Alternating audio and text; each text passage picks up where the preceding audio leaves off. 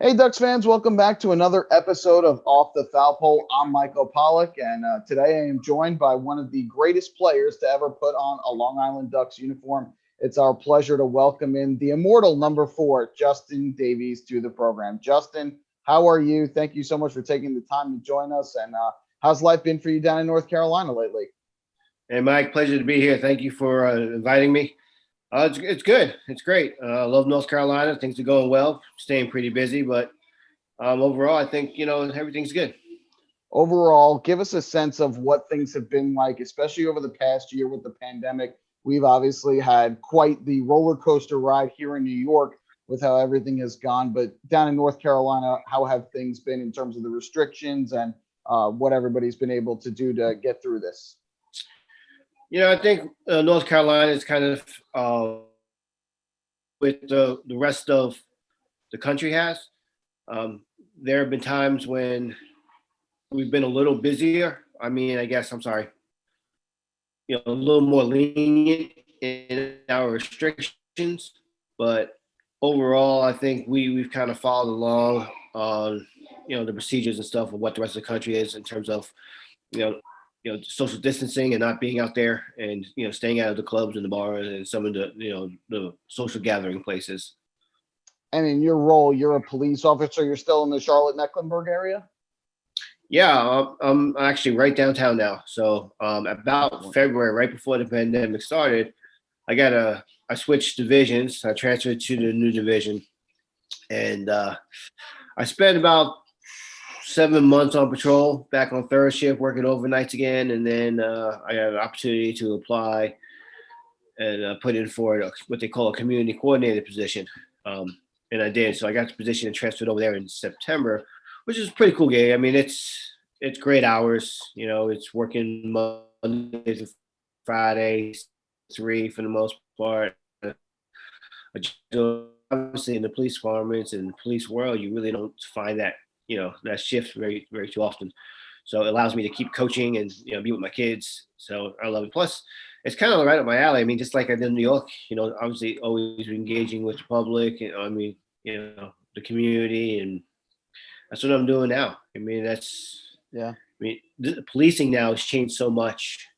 After the events this past summer, and just kind of the whole, I guess, dynamic of what the perception is, and we have to, I think, as a department, change our approach as well. And we have to become more engaging with the public. We're still going to uphold the law. We're still going to do what we have to do on call for service. But I think there's a way that, we can better connect with the people in the community. And even on a call for service where you have to take enforcement action or you take somebody to jail, you know, if you go a little bit further with the explanations of reasoning why you're doing it instead of just saying because I can, you know, the result is still going to be there. The guy's still going to go to jail instead. But I think the interaction with him and the perception from everyone else who's watching it will be like, all right, well, you know what, he did it. That's on him. But that also, he acted professional. He wasn't a jerk.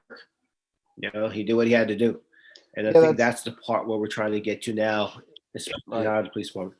Yeah, no, that was obviously a hot topic throughout the course of 2020 and continues to be. And for you, when you were on Long Island, you were such a big presence in the community, always making visits to hospitals, schools, other community functions. How much of that previous experience played a factor in you going after and ultimately getting this new position with the police department? Yeah, it was funny in the beginning, obviously, because when I first started the job, almost 15 years ago now, policing was different. You went out there and like, man, you were always like engaging with the public. You're always like, Mr. Shake your hands, take pictures, and this and that. And now you're out there and you're writing people tickets. And I used to joke about it. I was like, I'm still giving people autographs. They're just on the bottom of a ticket, And, different kind of autograph. Yeah, and even in the beginning of it, it was always like, hey, people complain about it. It's like, well, I'm really not in the customer service business. Police work, I'm not there to be a customer service rep. But in reality now, that's exactly what we have to do. And that's kind of going back to what I've said before about just interacting with people differently and trying to change that perception and that narrative that people have against the police. And that's actually one of our chief's big core. We have a new chief, and he's got these core 4 values. Mm-hmm. And his 2 big ones are community collaboration and professional accountability. So one of my jobs as being a community coordinator now is just pretty much that community collaboration part, getting, if something happens out there, let's try to get ahead of it, before it happens, get out there with the public, get out there with my community leaders, get out there, be that face, in my response area to say, hey, all right, well, let me explain to you what happened. Let's talk about this a little bit. Let's have a community meeting. Let's get everybody together and we can discuss this, and if I'll get whoever I need to get there. And that's what I love about my job right now. It's more interaction, it's more, relationship building. And, it's just like I did in the Ducks when I first started. It was all about relationship building, right? And, in the beginning, it was able to keep my name in there and keep my name connected to the Ducks, especially those first 2 years when I didn't play much. They always brought somebody new in. I always started a year on the bench, and they had all these big signings in the off season. And then somehow by the end of the year, I was, in the starting lineup. It wasn't until year 3 that Buddy was like, you know what, we keep on bringing these people in. You keep on beating them out by the end of the year. We're just going to give it to you.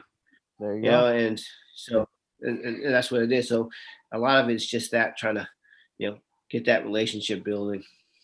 Well, that transitions perfectly into looking back on your Ducks career. And I mean, you said it yourself right away at the beginning. It wasn't necessarily something where you were playing every day, but you beat out those guys. You found that opportunity.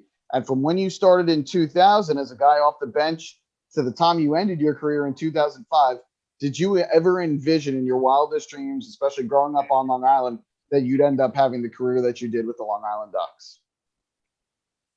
No, not at all. I mean, when I first started with Doug, I just wanted to make the team.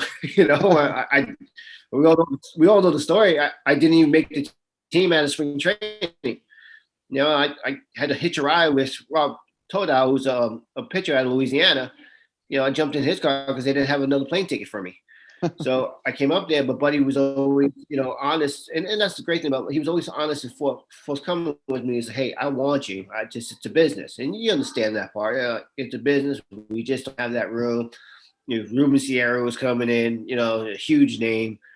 And he's like, but come you're a local guy, come work out. You can keep yourself in shape if you're going to go somewhere else. And if for some reason Ruben doesn't come, we'll put you on. And basically that's what happened. Like the day before opening day, I'm just waiting for Ruben to come in there. And Buddy's like, you're activated for opening day.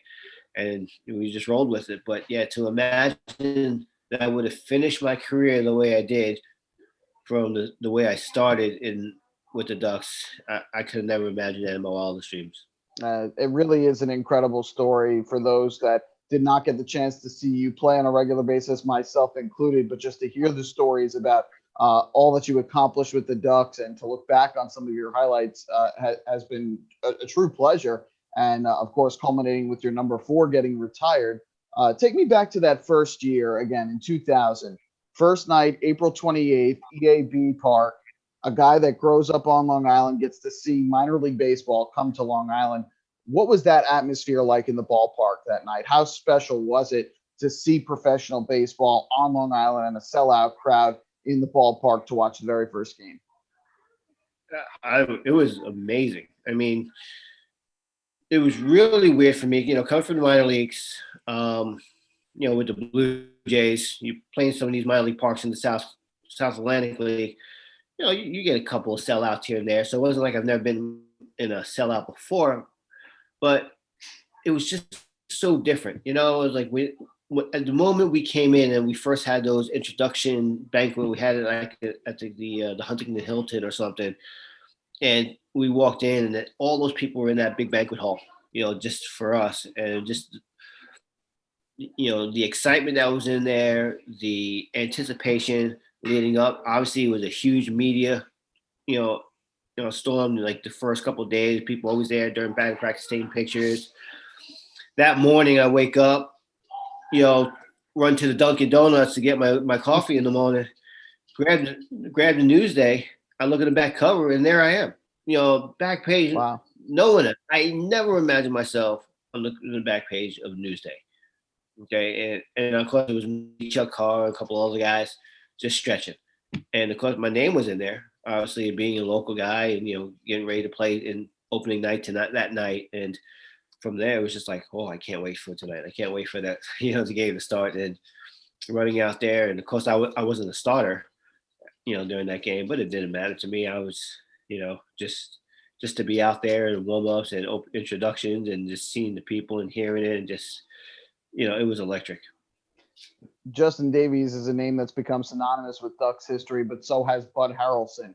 And of course, Buddy helped bring the Ducks to Long Island. He was your manager in the first year that you were with Long Island, and then a coach.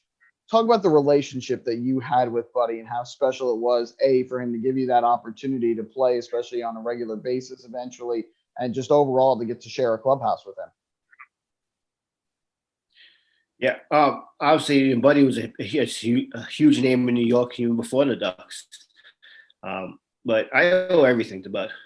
He was a coach, he was a mentor, he was a friend. Like I said, he was always honest with me. He was always forthright. If I sucked that day, he would tell me I sucked. But if I did good or did great, he would tell me, way to go, kid. I can't imagine there were many days. I can't imagine. Yeah. Well, there's always a couple of days where sure.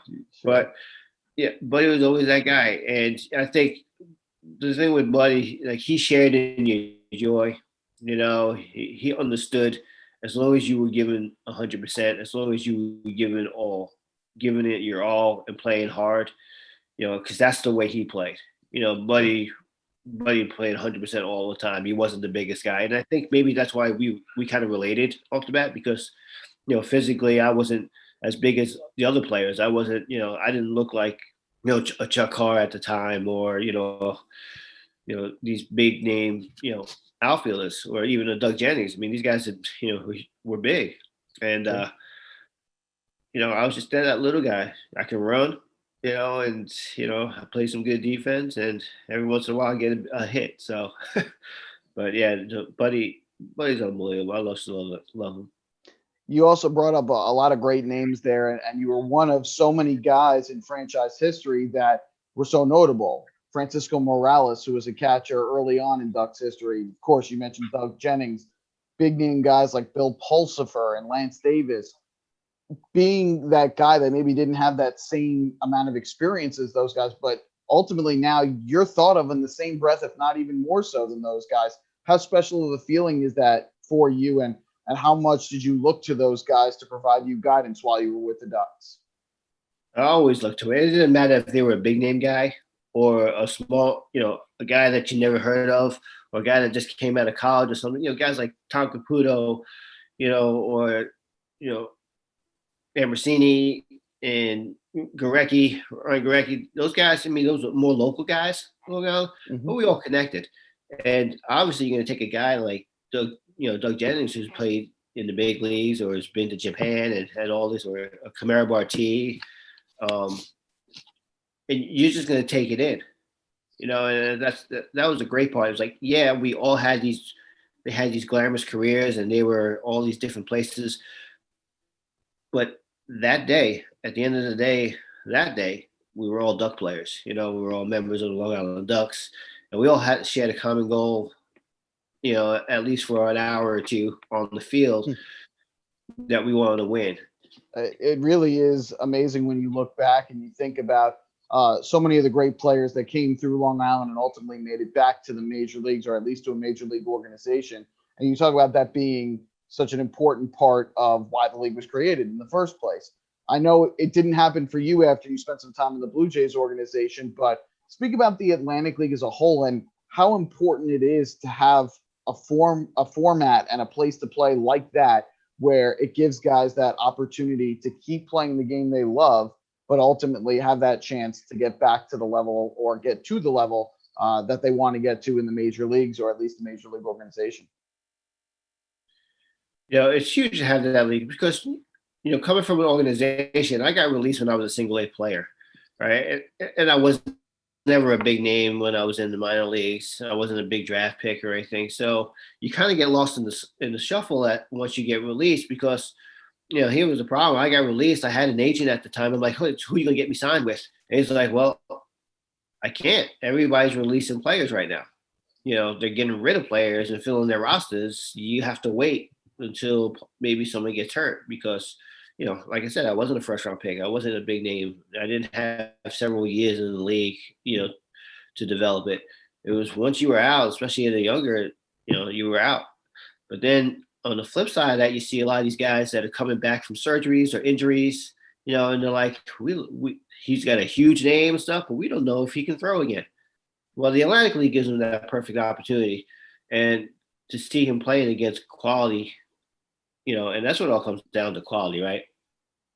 And I think that what the Atlantic League did was they took out the restrictions that some of the other leagues did. Not to say there aren't good college players, but then you mix in. It's different when a scout looks and goes, "Hey, here goes Bill Pulsifer, and he's striking out." You know, he had 10 strikeouts and 5 of them against kids in college last year, right? They'll play, or he's got 10 strikeouts, against the Newark Bears, and who had Ricky Henderson, Jose Canseco, Right. and Jim Layers, and all these guys that were professional baseball players, that for many years. That's a little bit different when you look at it that way. And it's like, well, he could still throw. We're going to take him back to the Cardinals, and that's what happened. Absolutely right. And there's been 21 players in franchise history now that have made it from the Ducks back to the ultimate level of success, and that's, of course, the major league level. I want to talk now, of course, about 2004. I know that's a year that stands out for Ducks fans forever, for you forever. And the first part about that year that I want to talk about is the monkey off your back. You had been with the Ducks since 2000. You hadn't been able to make it to the postseason. Finally, August 9th, 2004, you win the one game in Bridgeport. What was that moment like when Bill Seamus recorded the final out and you knew you were going to the postseason with the Ducks for the very first time? It was like, finally, finally, it was a huge sigh of relief, a huge moment of just exuberance and joy.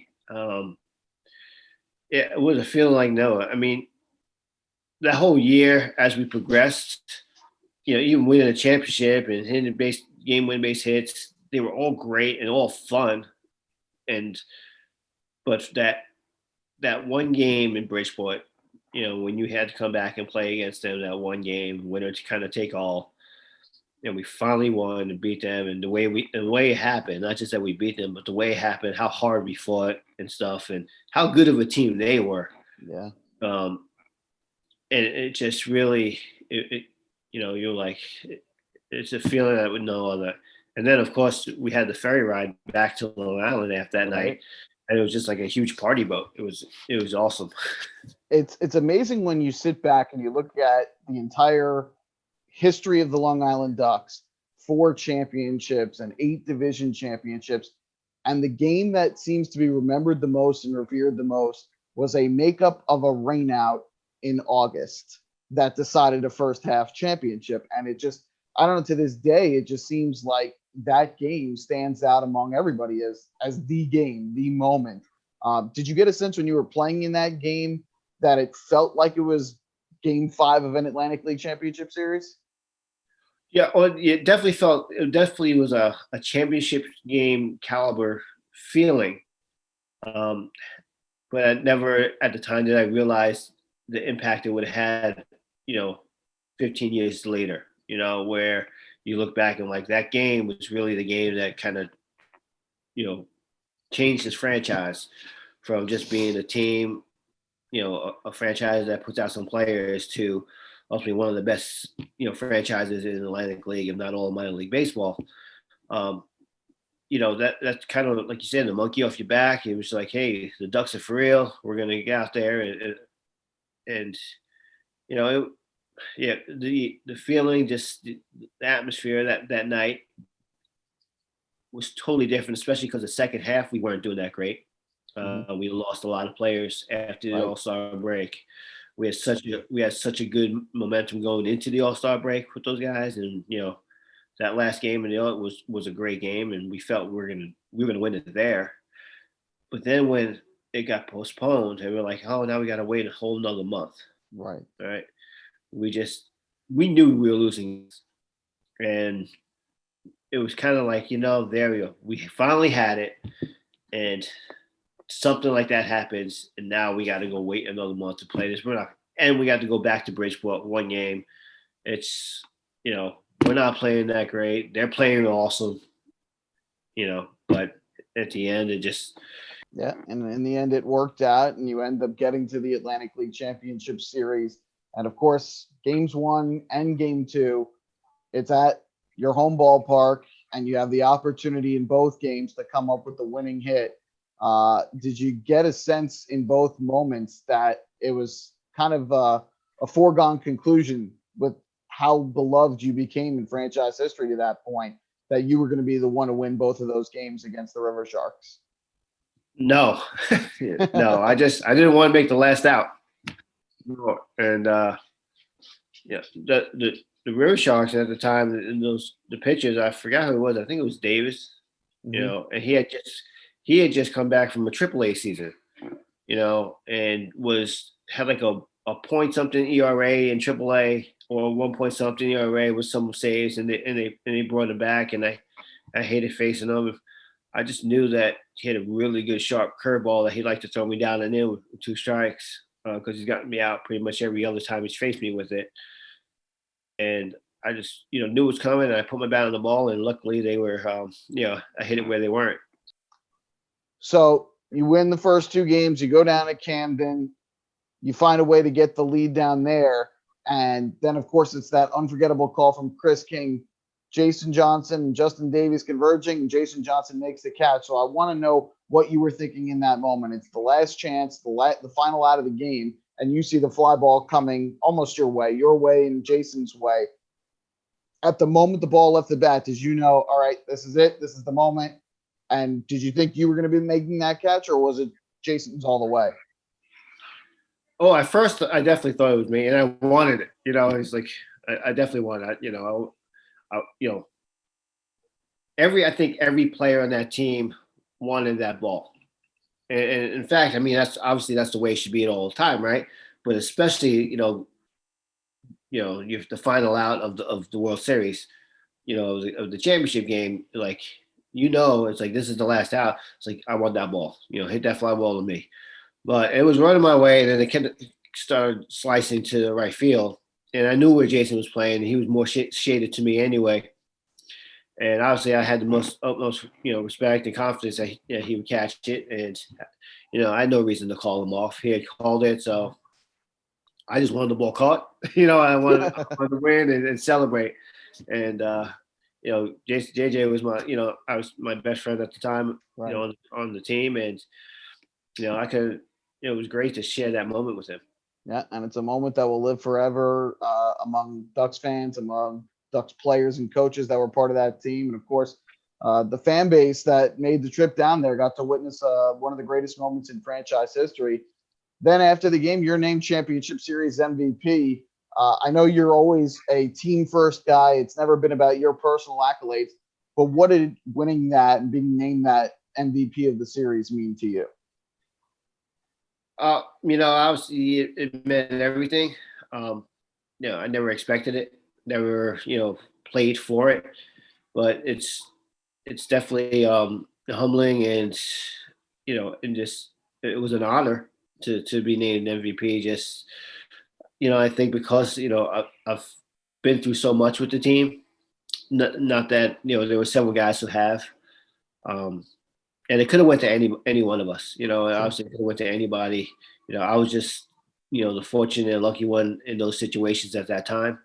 But, you have to think, that, especially that first game, it was a shootout. I think it was like 10-10 or, something like that. And sure.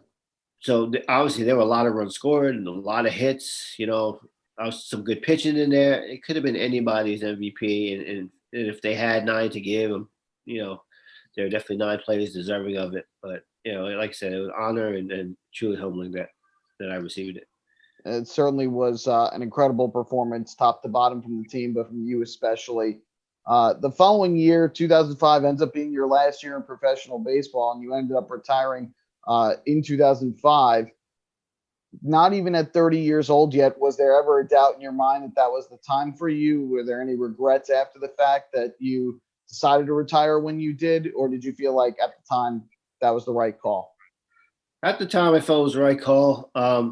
I knew I'd be missing something, but I think personally on a level, me and my wife had talked about it extensively. I just felt it was the best thing for me at the time, personally with my family. I had my daughter the year before, obviously 2 days after the championship. She was born.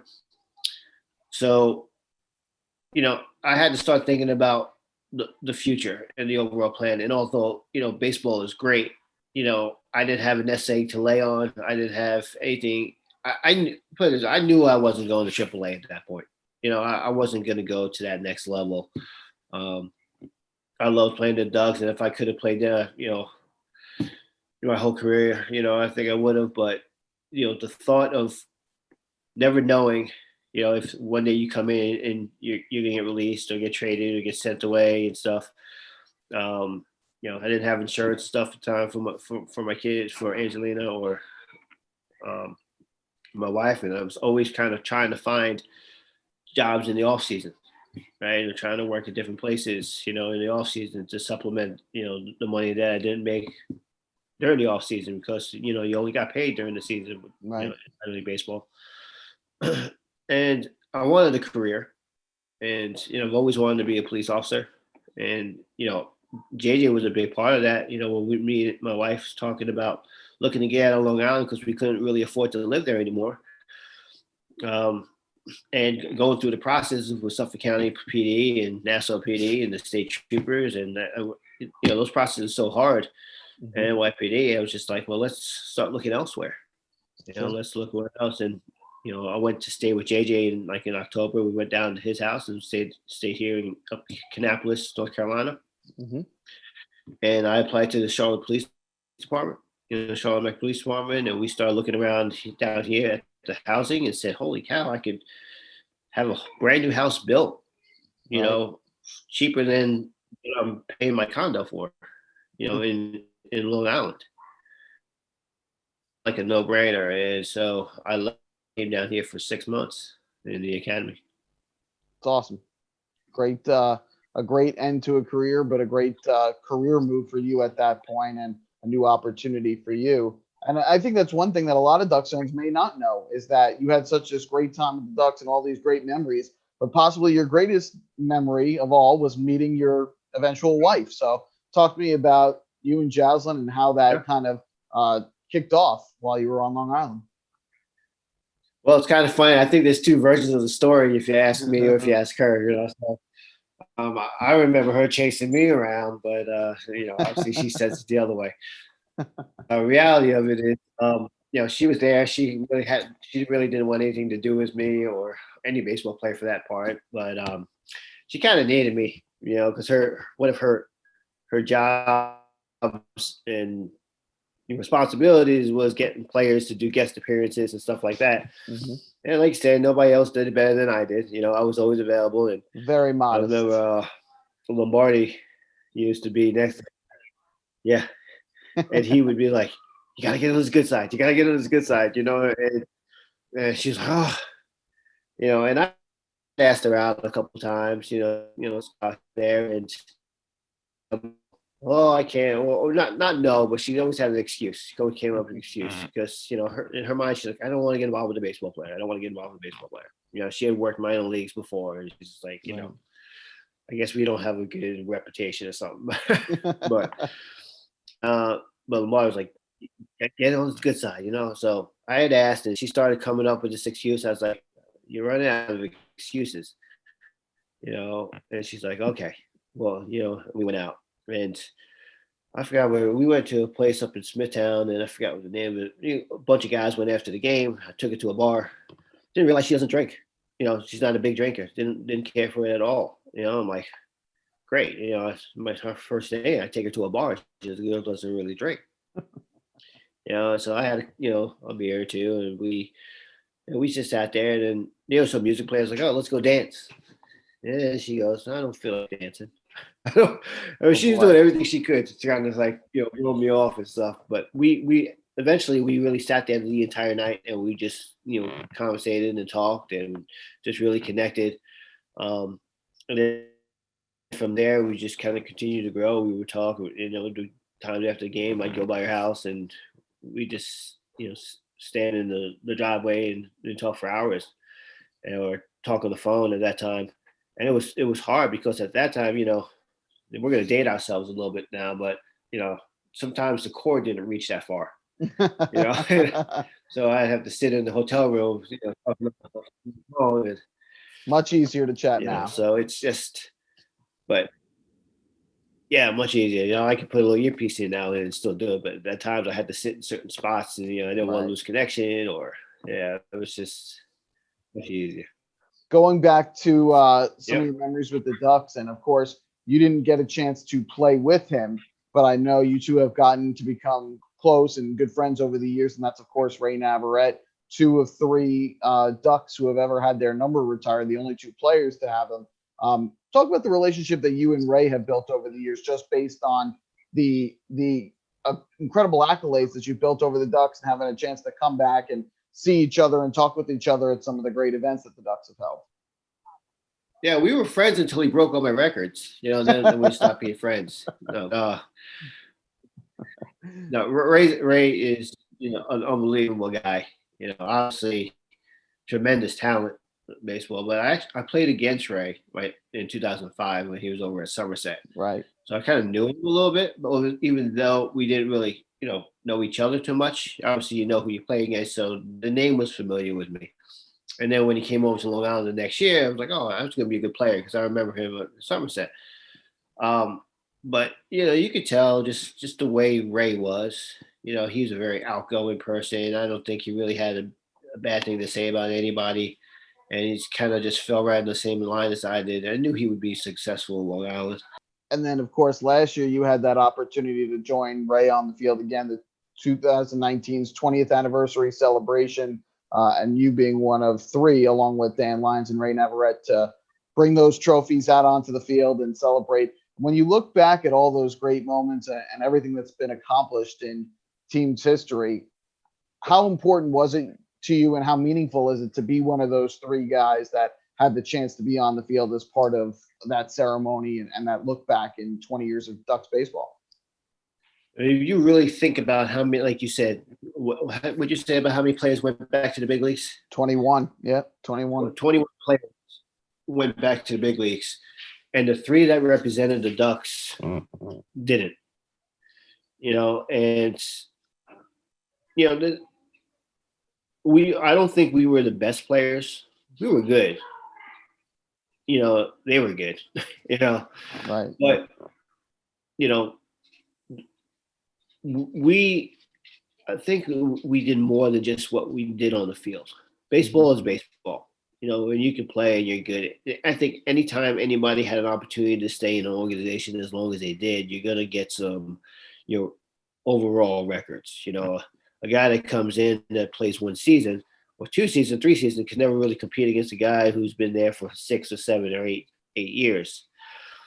But it's not just about the playing; it's just about how are you, with your teammates? How are you with the fans? It's an overall, experience, and especially for Long Island, and how close knit the community is, and how, loyal the royal the flock is, and just I mean, even look at the people that work there. In minor league baseball and baseball in general, there's so much movement, right? We all know Right. that, but but we know that even with you guys, a lot of you stay there, and that says a lot about the management and the ownership, and just the ability to stay there and be on that field with those three guys and the history that we all had. It was a great feeling. Yep, an incredible organization. And of course, you talk about those incredible feelings.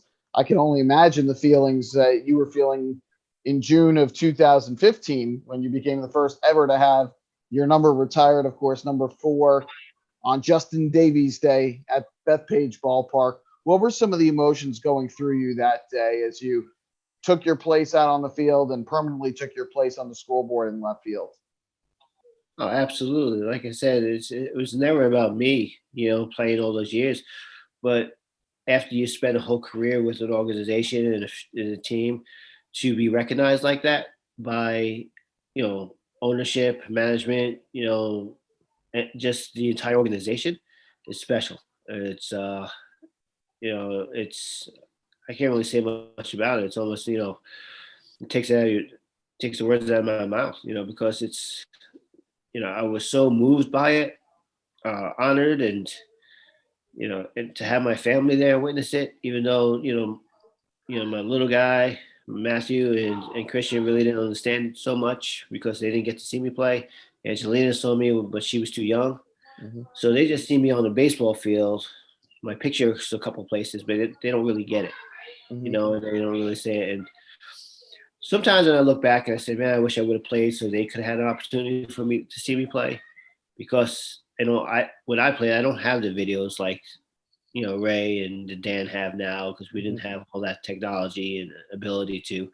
Every once in a while we'd have a TV game. And man, if Right. you didn't have the DVD or the VHS, Right. you're not gonna keep it. So, but now it's day and age, man. You guys record everything, and you're able to see it, even if we're away, and you know, so it was special. It was definitely a great opportunity.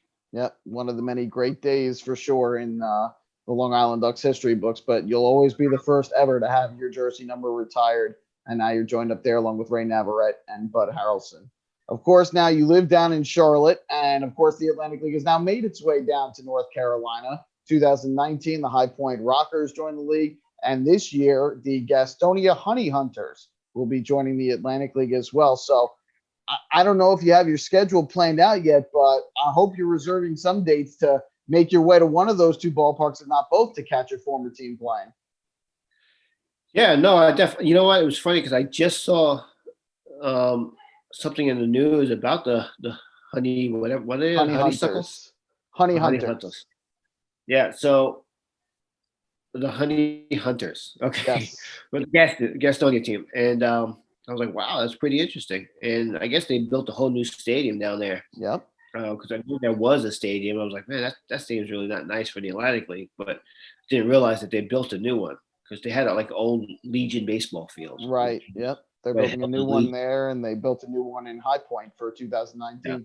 Now the High Point one I know, actually my girls team has been up there, and some of the Oh, girls have cool. been up there to do some workouts.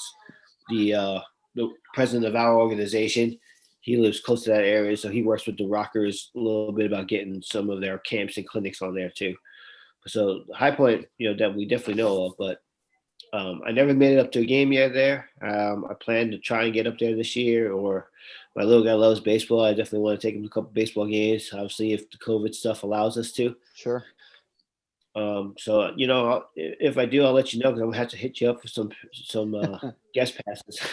I'm sure we can make that work for you, but it'll be great to see you again on the road this time instead of on Long Yeah. Island. It's always a pleasure to see you on Long Island, but of course it'd be wonderful to catch you on the road in your neck of the woods.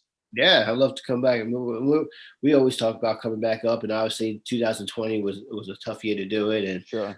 hoping that 2021 gets a little better in the restrictions and just overall in general. So, we want to come back. The kids ask about, oh, they love New York. They love, being up there. Um, so they ask about it also. You know you're always welcome at the home of the Ducks, so we will Thank you. definitely look forward to your return to Long Island, but also hopefully being able to see you down in North Carolina.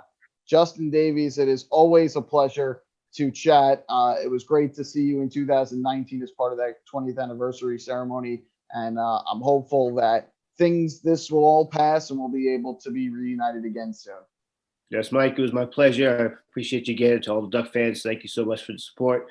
Um, just pray that the season goes well, and I'll see everybody down in North Carolina.